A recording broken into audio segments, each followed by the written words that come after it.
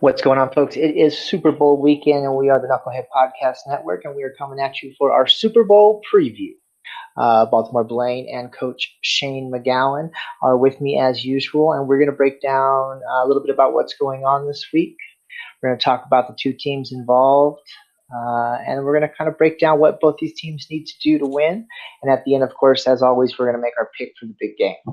So I want to get a quick kind of question to both of you. We'll start with you, Coach. Legacy. Do you think this really adds anything to the Pats' legacy if they win this thing, or is it just kind of another notch on the belt? Wow. I mean, really, when you think about it, it's every win and every time they make it as far as they do adds on to their legacy. There's no question about that, because you're going to look back and say, as the future goes on, what team is going to be able to do what they've done or what they can and where they're going to be as well. So, I mean, really, it will definitely add more to it, especially to the Belichick and Brady era, if you want to look at QB to coach ratio like this. So it does make a difference in that way.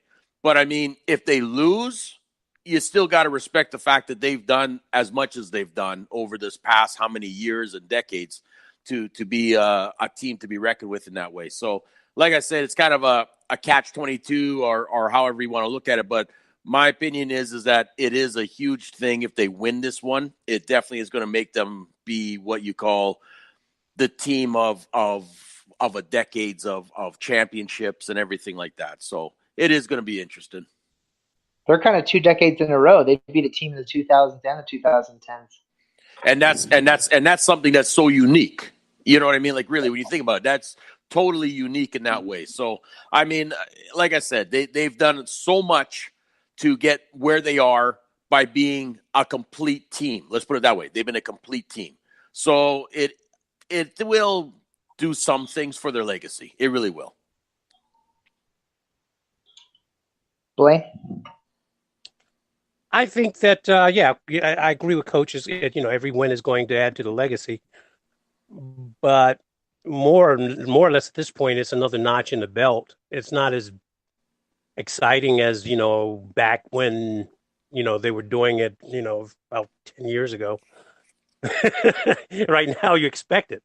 If they get deep into the playoffs, you expect them to get to the Super Bowl, and the big question after that is whether or not they win the Super Bowl. And it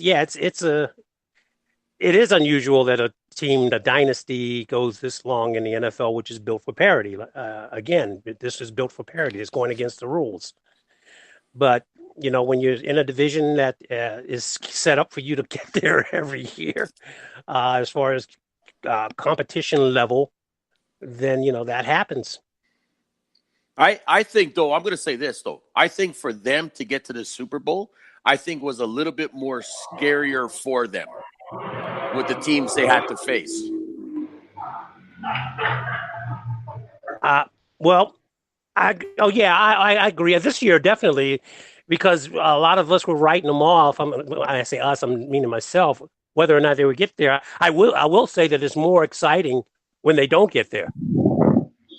When you build up to that, to whether or not they're there, that drama. When you build up in a playoffs, well, will they get there this year? Will they get, like I said earlier, previously, you expect them to get there, but then when you get to this point where is Brady and is Father Time really on the team now? A member of the team now, slowing everybody down.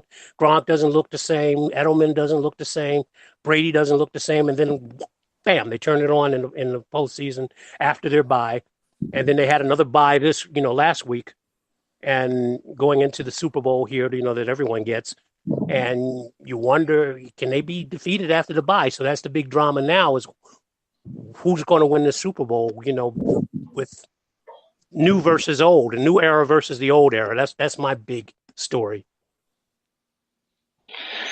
Yeah, well, I get what you're saying about the division, but they still seem to win their championship games, get to the championship game. It's not like they win their division and then stall out against better teams every year.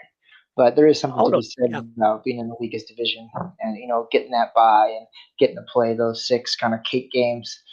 I get what you're saying, but don't get me wrong. don't get me wrong, they take care of their business.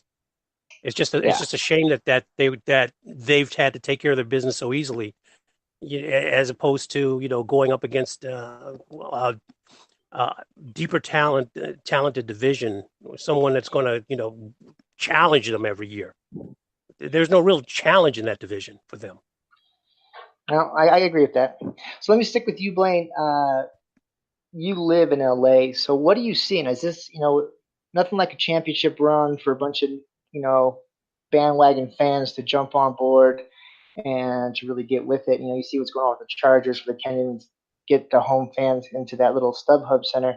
Are you seeing in LA, when you talk to people, are you seeing like people becoming like, is this becoming the Rams city? Is it becoming a football town? Do you see the kind of, it's not going to be like it would be in other towns yet, but do you see a lot of excitement for LA, feeling like, we get this? Do you feel like a sense of ownership of the team, or is it still kind of, they're the Rams, they just happen to play down the street? I don't see much difference, in my observation than before. LA is just like any other place in the world. It's what's happening now that's going to garner all the attention. And the one true vein that goes through the year is the Lakers. You'll always be able to strike up a Laker conversation or hear a Laker conversation when you're out and about and just talking sports in general in LA. But I've always seen Ram jerseys ever since even when they were in St. Louis. I know of hardcore Ram fans, even when they were in St. Louis.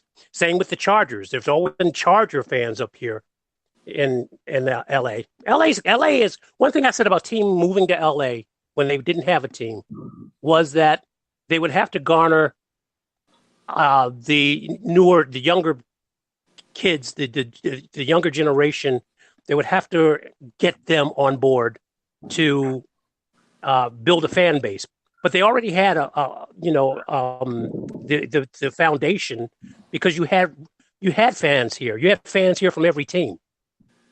I go to a sports bar, and it's not a Rams bar. It's not a Chargers bar. Yeah, during those games, you'll get a majority of home fans that are rooting for those games. But there's always like a mixture, unlike other cities where you go in and it's that team. You know what I'm saying?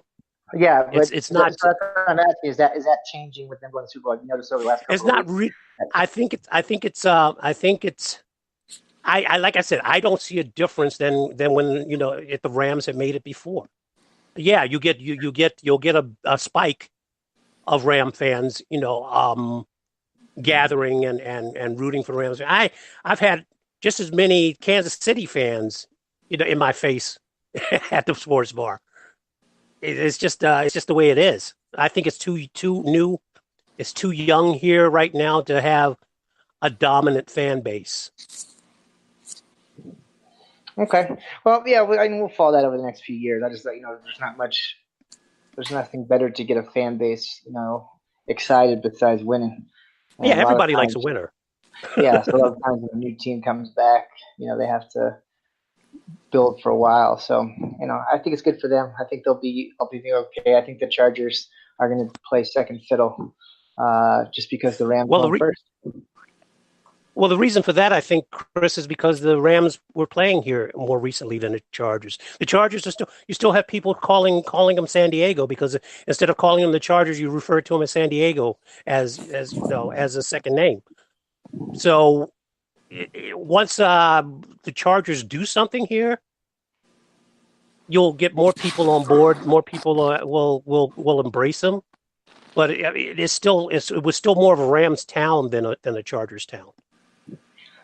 I gotcha. Well, thanks for that. And I guess, you're on the ground there. So I'm going to go with, I thought there'd be a little more excitement, but I definitely believe you. So I know you're in it. So let's get to it. It's the Super Bowl. And what we're going to do is we're going to kind of look at this from two sides and two parts. We're going to start off with the Rams on offense and the Pats on defense.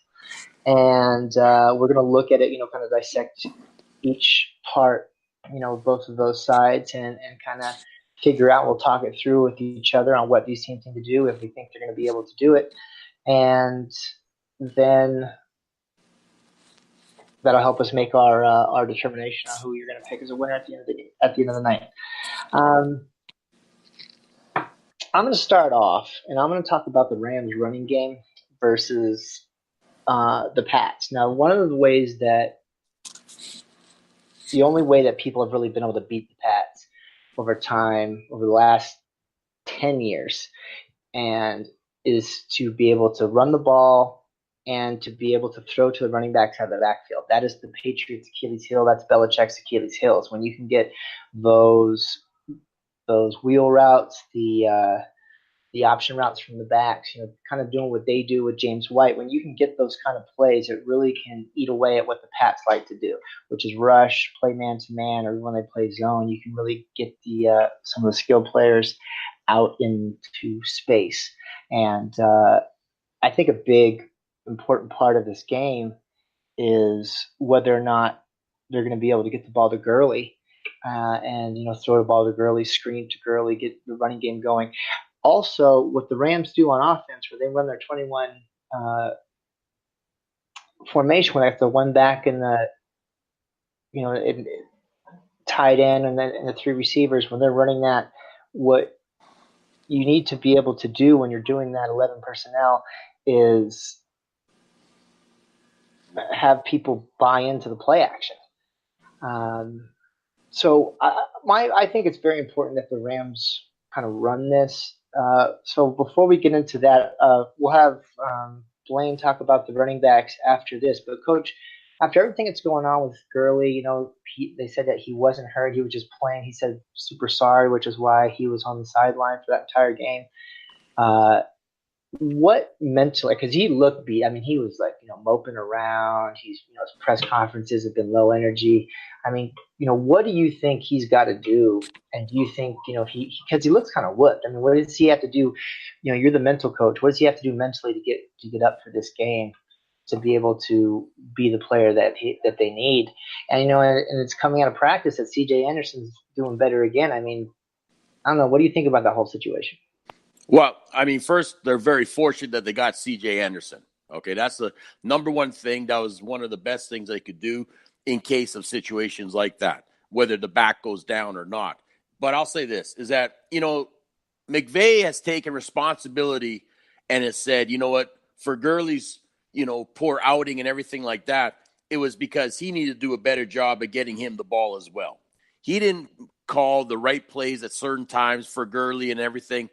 As a player out there, man, you are getting frustrated when things are not working out the way you want it to.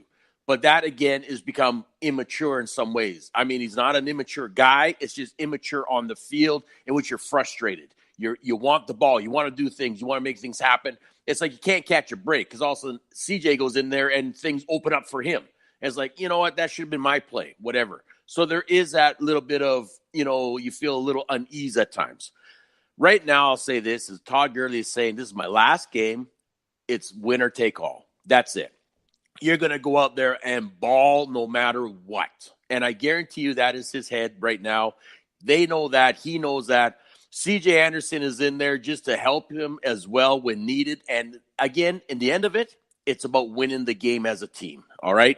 So, I mean, if he's got to sit on the sideline and C.J. gets it, he gets it. If he gets the ball coming out, he gets the ball coming out. Either way, he's going to play his heart out. There's no question about that. If I'm coaching him as a mental game coach, I'm telling him, what got you here is all your success of what you've done on the field all season long, and you know how good you are. And he knows that. So like I said, you're right. To beat the Pats, you got to have a run game. And they're relying on both of these guys to do that. And I think they will. I really do. I think Gurley's coming out to show that screw the conference. This one is for Super Bowl, and I'm going to take this one. That's what I would be saying. Well, Blaine, if you're looking at the player props, Vegas seems to believe that Gurley's going to make a comeback and CJ is going to play second fiddle. Do you think that Gurley's going to make a comeback? And either way, do you think that the Rams are going to be able to run the ball or have some kind of, game plan that includes the running backs in the passing game? Yeah, I think I agree. I think Gurley is going to come back. I think he's just, despite what you hear these players say about not knowing or not paying attention to the press clippings, they are all into the press clippings. They know what's being said about them. Gurley knows what's being said about them. He knows the doubts that have been seeded. As with any competitive athlete, he is going to come back and he's going to shine. He's going to give you his best effort this game. He knows what's on the table. It's the Super Bowl. Might not get back to this level again. May take a long time to get back to this level again. Who knows? But right now you're in the pot. You're on the field, and you have a chance to make a difference and make it work for you now. Everything is now. So I think Gurley's going to make I think he's going to have a big game. And I think that Anderson will also be a major factor in this game as well.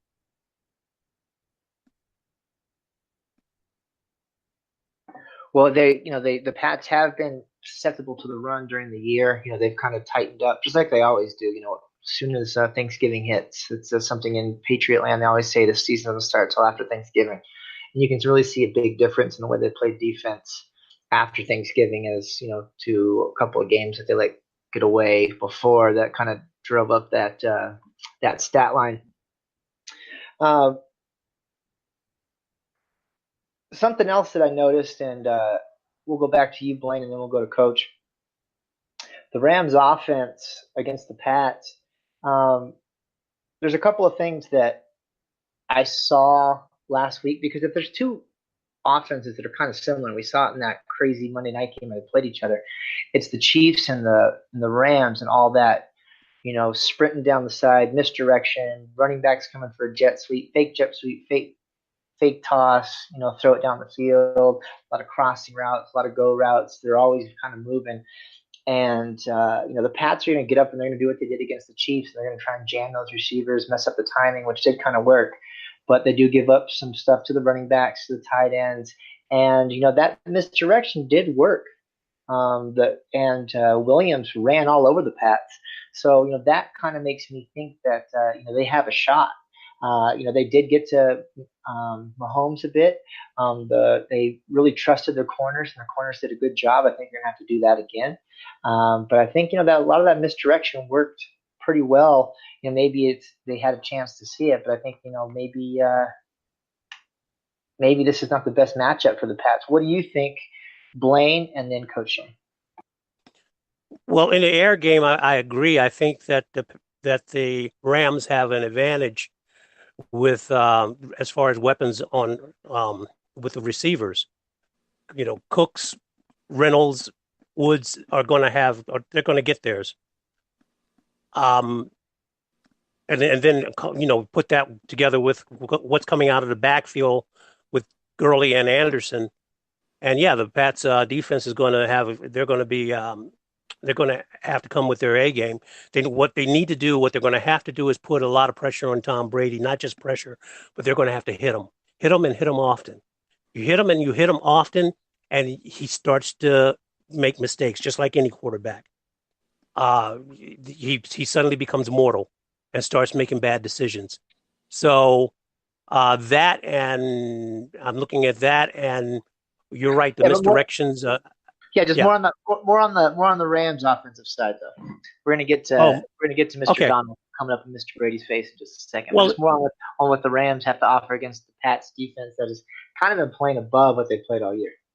Yeah. Well, the same with Goff. You hit him often. He makes mistakes. He starts to make bad decisions. He's careless with the ball during that time. As far as throwing into defensive coverages. So yeah, what Goff needs to do is he's going to live off the play action. If it really depends on what kind of pass rush comes at him from the Pats. If he's got a clean pocket, he's going to be effective. If he's going to play action, he's effective more than Brady, according to the stats. But the offensive line has to keep the pressure off of Goff. Coach?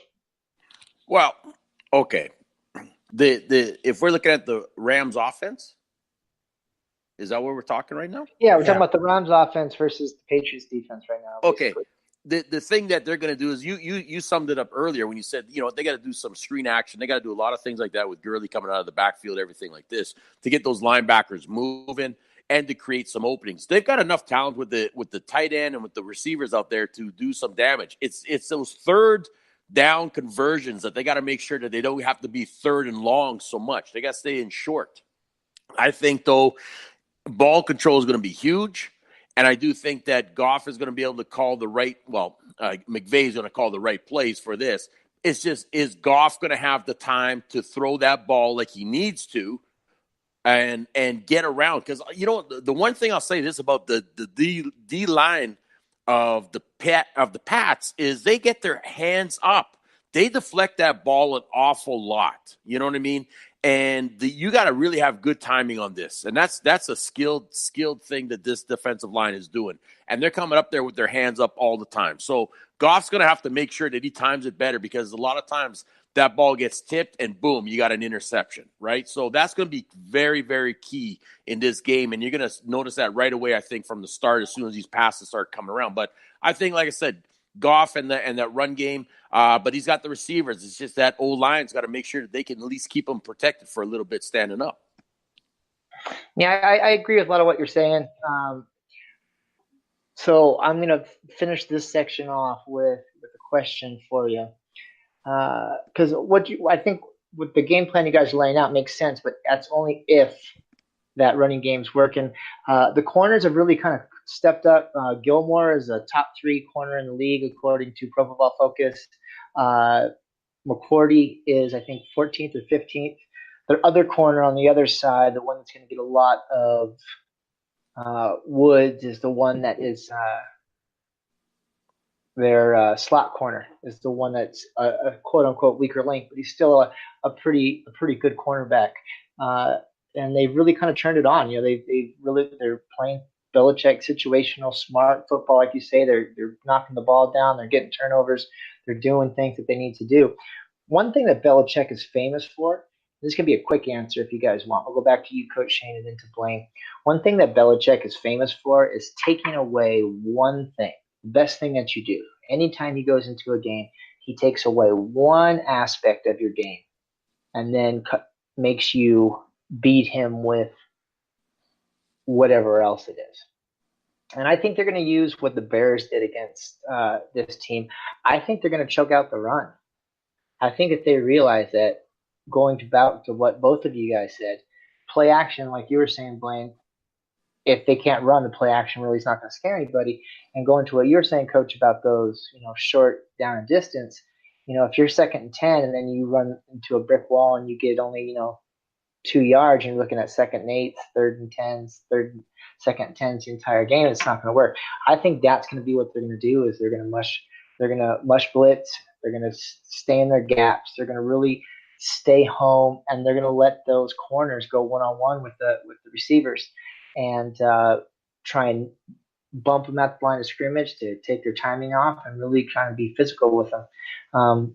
You saw my team, the Seattle Seahawks, they barely lost twice, mostly because they couldn't stop Gurley and they couldn't stop a few things that I think the Patriots are going to be able to do. But when you out physical the Rams, you can put them in a bad situation. I think that's what they're going to try and do. And I think they're kind of built to do it. So real quick answer from both of you, going to you first, Coach, and then to Baltimore Blaine. What do you think Belichick's one thing that he's going to take away is going to be? Oh, there's no question about that. That pressure is going to come up, and it's going to come hard. I mean, here's the thing. Mahomes is a more scrambled quarterback and more mobile quarterback than Goff is. And he was running for his life last game out there too, okay? Now you got a guy that's more of a pocket passer that doesn't want to have to be running if he doesn't have to. And if they can come with that same type of pressure, a few blitz packages here and there, but those DBs are going to bang them from the start, and he is relying on his front line as well as those linebackers to create the havoc for Goff to be thrown off. There's no question about that, man. That's how it's going to be. And if that happens, it's going to be a very long day for him in this, and they're going to come up. And McVay's going to figure this out right away too, though. He's going to understand exactly what that defense is, and look at who his defensive coach is as well. I mean, you got a defensive coach on the Rams there that knows his stuff too. So, I mean, it's going to be a real interesting when it comes to certain schemes in that way. Who was the last defensive coach to beat Belichick in a championship game? Exactly, right? So, you know what I'm saying is that I'll say this, some great smarts out there amongst all these coaches. And this is going to become a bit of a chess game if it starts getting really tight on certain things, on who's going to take what chance and see. Because like I said, there's going to be a lot of pressure on some of these players out there at certain times. And if it's not working the way Belichick wants it to, he's going to be scrambling. And like I said, I'm looking forward to this. I really am, because I think this is going to be a very good matchup in many ways. Yeah, I think that, the Broncos were the last team, Son of Bum was the last coach to beat Belichick in a championship game. But that, we have to be honest, that defense was a lot better than this one. So, we'll kind of see how that works. But so coach says they're going to pressure Goff. I say they're going to try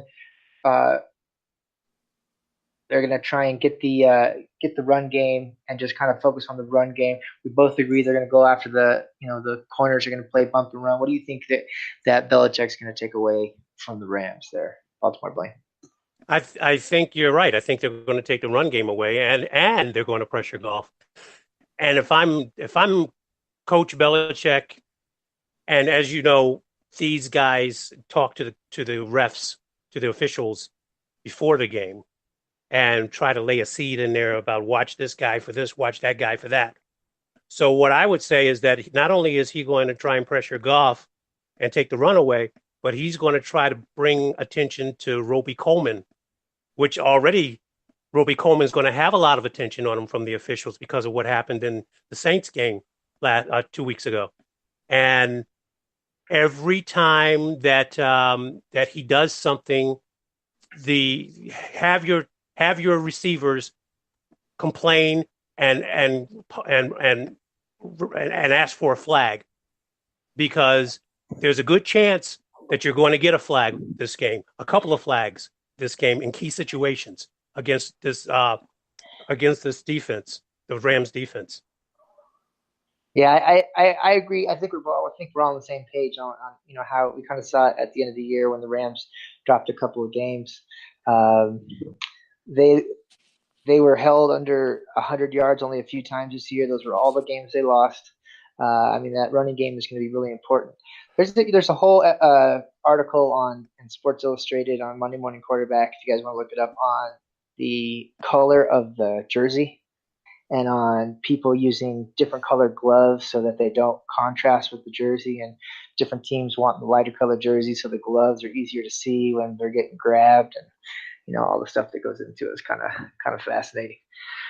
All right, so let's go over to the other side of the ball with the Rams on defense and the Patriots on offense. And what I want to go to first is the Patriots have kind of under the radar become a power running team. They're one of the few teams that use a fullback still. They'll come in with, the extra tackle. They'll come in with Gronk, the fullback, and they'll really run it up there. In the playoffs, Sony Michel is averaging 26 and a half rushes per game, and he's one of 3 running backs that they're using. Last week, it was Burkhead that got 2 touchdowns. Plus, they throw Cordell Patterson out from the backfield, and they run James White when he either catches the ball or he runs the ball. So, it's a pretty stout rushing attack, and the Rams can get beat on the ground. So, go to you, Coach, first, and then to Blaine. What do you think about how important is the power running game that the Pats have, kind of shown us over the end of the season here in this game? And do you think they're going to go to that? Or do you think they're going to do something else? Well, there's no question about that. They're not afraid to run the ball. They're saying, hey, listen, I got all kinds of backs that I can use out there at any given time. And I honestly think, though, that White has proven to do a lot more than just worrying about getting a couple of yards up front. He sneaks out of that backfield, and he's very dangerous, whether he's by himself or whether he's got some old linemen in front of him. So he's been used a lot more in that way. And I think that is something that's not only a good distraction to allow certain things for that defense to spread open more. So it creates Hogan that get open and other guys like that, Elderman. But you get White like that out in the backfield, you've got an option. You've got a big-time option. Then you've got a little quick running back in Michelle there to just do his thing, right? And that's what it comes down to.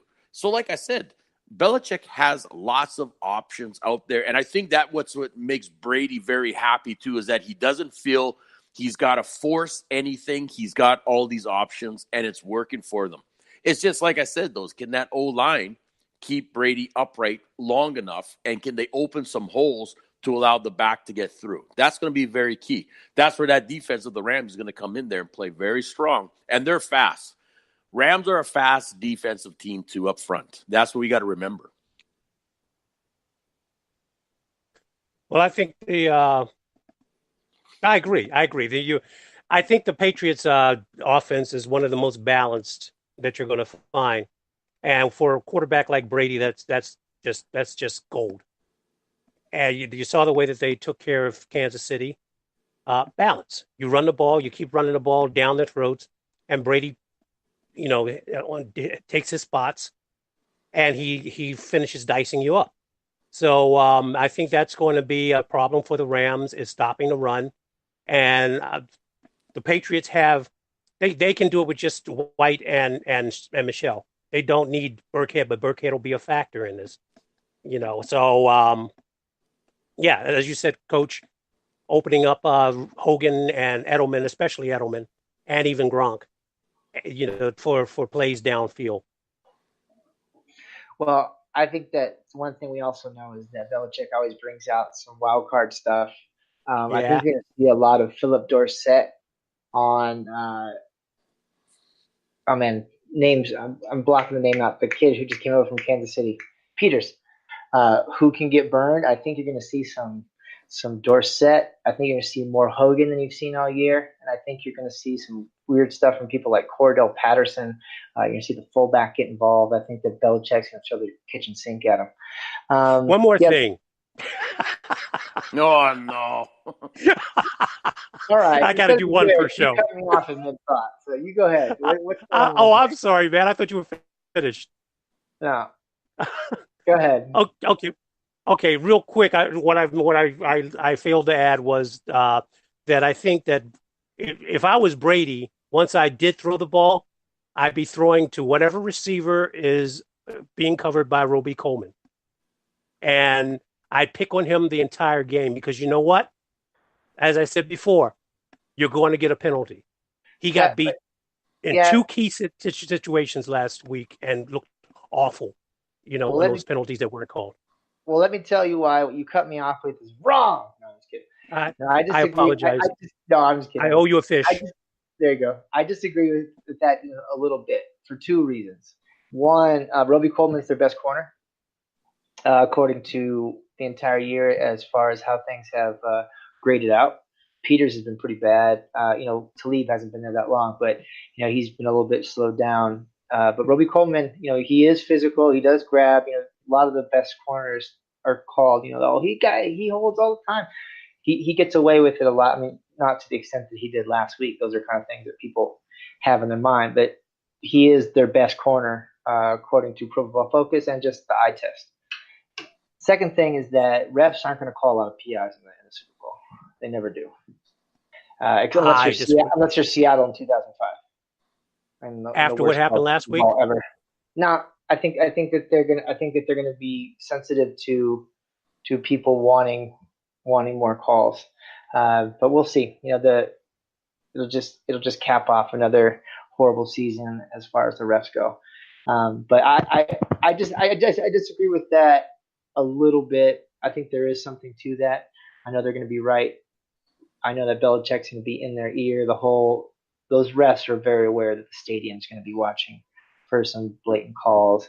I wouldn't be surprised if they have somehow secretly put in something where we're going to take our time and talk over these pass interference calls or these lack of pass interference calls, and we're going to talk to the upstairs. But attacking their best corner, and hoping for penalties. I don't think that doesn't sound very Belichickian. What do you think, Coach? Oh, look at. I guarantee you, the refs are going to be watching this like no tomorrow. Of we're under the gun, and they're going to begin the riot act read to them right now, leading up to this, about have your heads on straight, know exactly what you're going to be calling, because they can't afford any more of these chicken crap calls. I mean, especially after what happened the last times. And so it's going to be real tight, real interesting. And like I said, that's how the game's going to be played. But again, players are going to play. They can't just rely on thinking that the refs are going to call every little thing or not call anything at all. You got to go up there and play and do your job. And that's what it's going to come down to. And Belichick's going to tell them that. Do your job. If you do your job, you're going to have success. So let's go to something that you guys have both talked about. I'll get you more in depth. I'll give you my kind of 2 cents to set you guys up, and you guys can talk about this. And because we talked about the Rams cornerbacks, kind of. So we'll just go to Brady and the pass rush. In the Super Bowls that they lost and the ones they almost lost, the two that they almost lost, it's all about pressure up the middle. In the playoffs, Brady, pressure on the outside. When it gets close to him, he has 7 touchdowns, no interceptions. He has a great passer rating. Pressure up the middle, he has 2 picks, 2 touchdowns, and a much lower passer rating. So you get to get pressure up the middle. And who do they have sitting right in the middle there is number 99, who is just a beast and obviously one of the best players in the league at any position.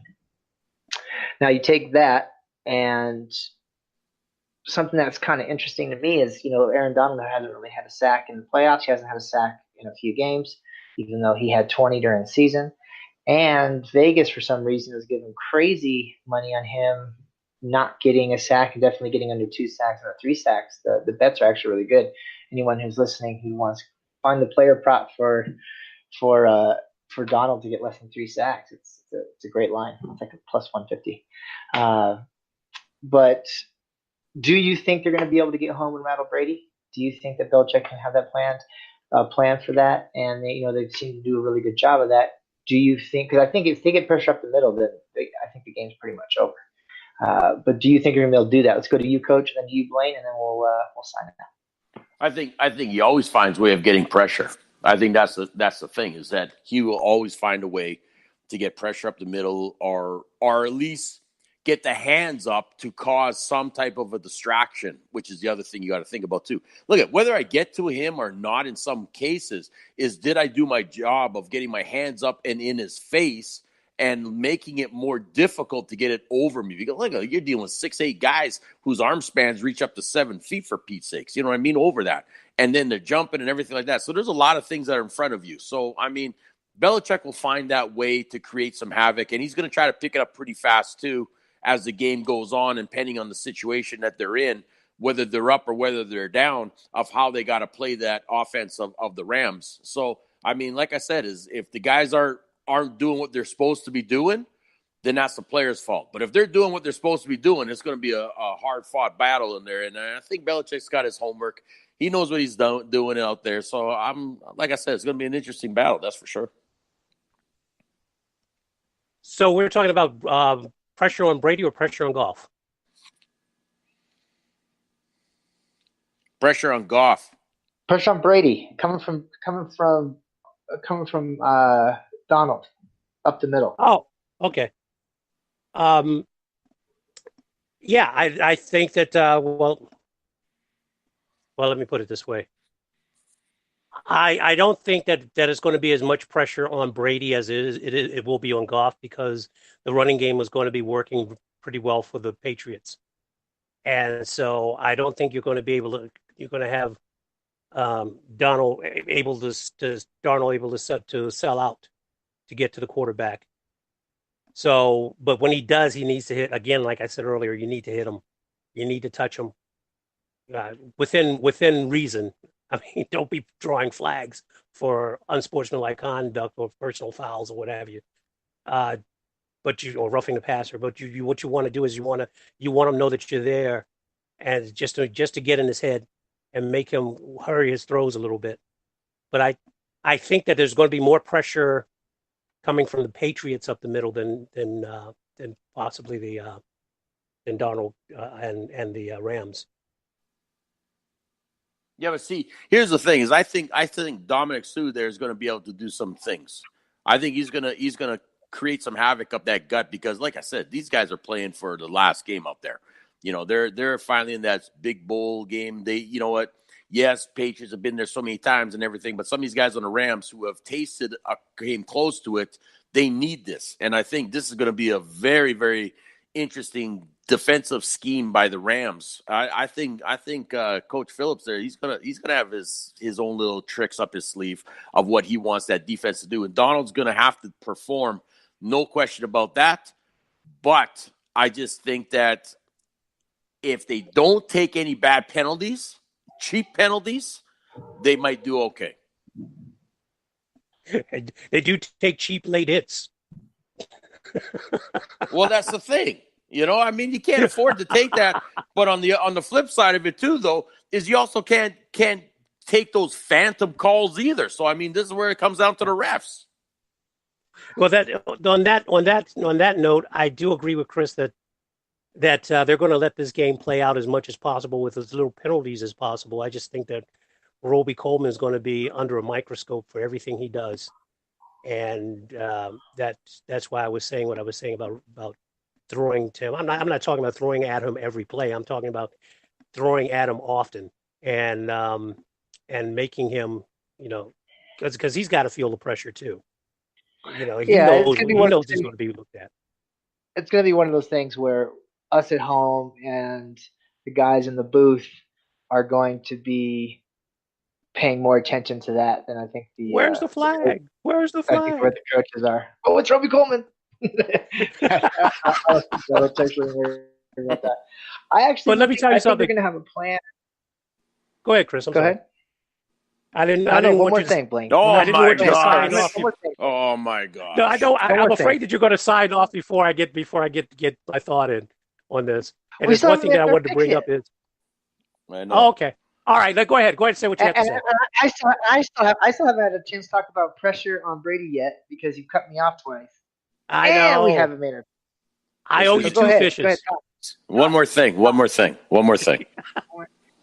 I just wanted to say that let's not take for granted about these coaches. We got the new era coach against the old regime, and they're both savvy as far as calling their games. We know that Belichick. We know what Belichick does, but so does McVay. And it's just like a player. You the more tape you have on your subject, the better you are to prepare for him. So I'm thinking that McVay is going to have some things up his sleeve to counteract what Belichick comes up with. Because, like I said, there's much more tape on Belichick than there is on McVay. And I think McVay has the edge in this as far as calling this game. So I wouldn't be surprised if it comes down to that, or, you know, you see some things where you go like, wow, you know, with McVay. So that's all I wanted to say. I could have just saved that. I know. But you could have. I owe you could have just saved that. I owe you 2.5 fishes now. That was a dynamic speech. Yeah. Well, I don't even want to go back now. But basically, I think the Pats are going to have a plan for pressure coming up the middle. I don't think that I don't think the Rams are going to get home too much. I had more to say, but I kind of got lost there with the whole, you know, I don't know. I'm shutting up for the rest of the show. I don't even know what happened. So I lost my whole train of thought here. Let's see. Let's go to Blaine, man, what are you doing, Blaine?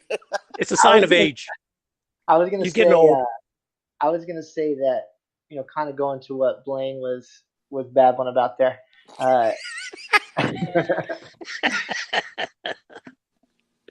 These are two of the best in-game, you know, both McVay and Son of Bum on that side, and Belichick, you know, running his whole puppet show over there with those coaches he has. They are some of the best in-game.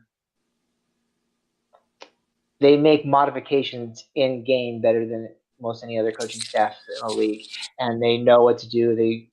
They're teams that, you know, modify their game plan every single week to who they're playing. some teams, they do what they do and they're going to do it to you. They'll make some modifications. They do their homework, but they do what they do pretty much on a weekly basis. These guys will completely turn their team around, become a passing team, become a running team, turn a blitzing team, turn a man team, become a zone team. I mean, they change around every single week, and they can do it in game.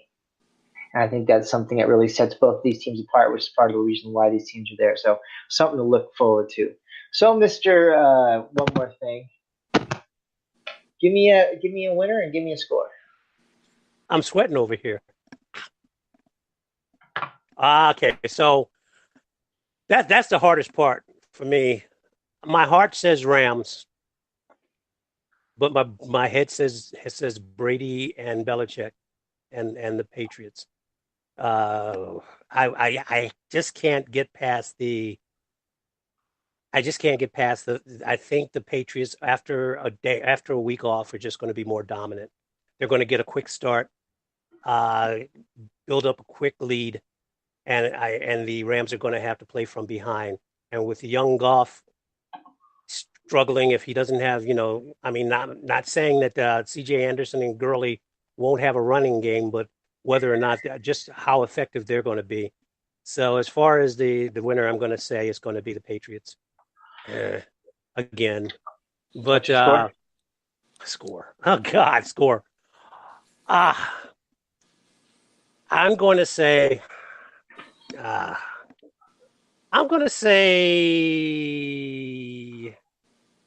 35 to. No, that's too low. Let's go 42 to 35. Oh, good gravy. Okay. Coach? Okay. You know what? I got to say that the only team that's gotten me this far has been the Rams, because I keep going against the Patriots each time. I thought Chargers would beat them. I thought Kansas City would beat them, and the Patriots just kept winning. But the only team I kept saying was going to go was the Rams, and they kept making it. And I'm thinking, okay. So I think the Rams, it's the time for them. I think it's their on paper. I think they actually look better. I think they look better on paper. I think that they have a skill set out there to do a lot more damage and can do a lot more things. And I think after that game against the Saints, because really, in all honesty, I think people had more of the Saints in this one than anything else. Well, I should have won. Yeah. Exactly, right? So when you see a team like the Rams do what they did, and whether we want to go back to the reffing calls and everything like that, the point being is that team stuck in there and played. They still played. I just think the Rams are going to take this one. I think this one comes to the end, in which it's going to come down to my score is the Rams win this one.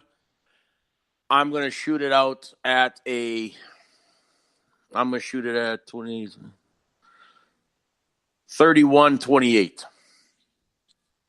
Yeah, take it by a field goal, roughly around in there. Yep, by 3. All right. Well, I think that it's going to come a little bit under what Vegas has. Vegas has, I think, at 54.5 right now.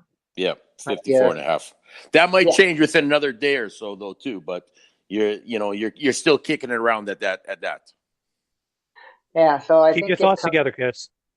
I think it comes in just that. My thoughts are. I have no thoughts. There for one more thing. Yeah, no kidding. You don't got no thoughts, because every time you try to say something, one more thing pops up. Yeah. One more thing. So I think it's going to be 30-24, and I think it's going to be the Pats, unfortunately. Oh, Chris, when will you learn? I think both teams are going to be able to run the ball, and I think it's going to be a low-scoring game in the first half, and you're going to see some really exciting football in the last 2 quarters. I think it's going to come down to the very end. I think the Rams are going to be driving, and they're just going to come up a little bit short. Because the Patriots have an early lead. Like I said. It's nothing like what you said. It's nothing at all like what you said, Blaine. I said that Rams will be playing catch up. Well, I don't know about that. All I'm saying is it's going to get much more exciting in the second half, in my opinion. I think they're going to they're going to come out like a boxing match and throw some jabs, a couple of shots, will land, we'll score some points. But they're going to really let it loose in the second half, and it's going to be the new genius against the old genius. I think it's going to be a fantastic game to watch, and I can't wait for it. Elaborate on that. I think that's pretty well, I think I said it pretty well. I think that's pretty much it. I feel pretty confident in my picks, and yeah. So, any last thoughts there, Mr. Blaine? Before I say something, you cut me off. I got all my one more things out, I think. Okay, good. Oh, except geez. As an aside, you got your stats, your injury stats. I'd love to see the stats on the referees. Just no, I'm not. We're not going to pick on the referees. Just forget it. Go ahead. Go ahead. That was really your one word. Okay, all right. I don't know how you I'm gonna leave that alone, Coach. But do you have any I'm gonna leave that alone. Super Bowl? No, like I said, I think it's going to be a good game overall. I think, like I said, is within the first few minutes of both teams offensively out there, they're going to figure out exactly what kind of game they want to go at and what kind of pace and direction when it comes to either running or passing it real fast. So I think come halftime, depending who's leading this, at the halftime, who makes the best adjustments is how it's going to dictate the rest of that game going forward. So, like I said, I mean, if they look at, I'd be very happy if that game is tied going in at halftime, because then it's going to be a real interesting chess game after that. Yeah, I agree with you, Coach. Well, not sure what the schedule is going to be like. We're going to talk about that. We'll get that out to everybody. We're going to make this a little more formal starting, coming up just before free agency. We'll take a little bit of a break. We might do a show next week, a post-Super Bowl show. We'll have to decide that on our own.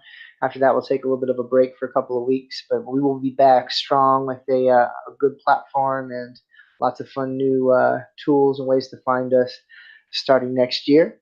So in case this is the end of the year, we had a great season.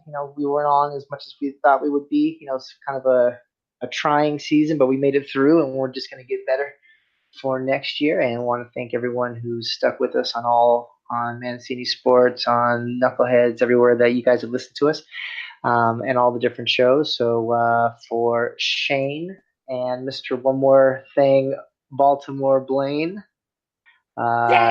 enjoy your weekend. Don't drink and drive. And